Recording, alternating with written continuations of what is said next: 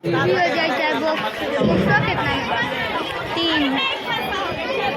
মেলায় এসেছিল খেলছে এটা।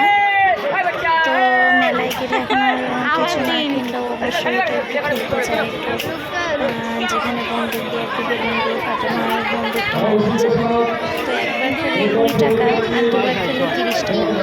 আমার ছেলে দুবার খেলেছে, যদিও তবু কিছুই পায়নি, দুঃখজনক ব্যাপার, একটু দুঃখ পেয়েছে। দেখা একবার খেলা হচ্ছে এখন একটা, তো এবারে কিছুই হয়নি। 18 হয়েছে, 19 হয়েছে, 18 ছিল কিন্তু 19 হয়েছে। তো এবারটা খেলে নিল 3, 3, 6, 6, 12 খেলছে, যেহেতু বললো দুবার খেলে 30 টাকা পাই, ভাবলাম একবার খেলেই নি।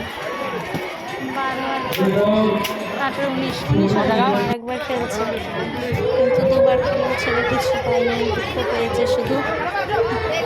তাই বললাম যে কিছু পেয়েছো কি না পেয়েছো, আনন্দ তো পেয়েছো, এটাই বড় ব্যাপার।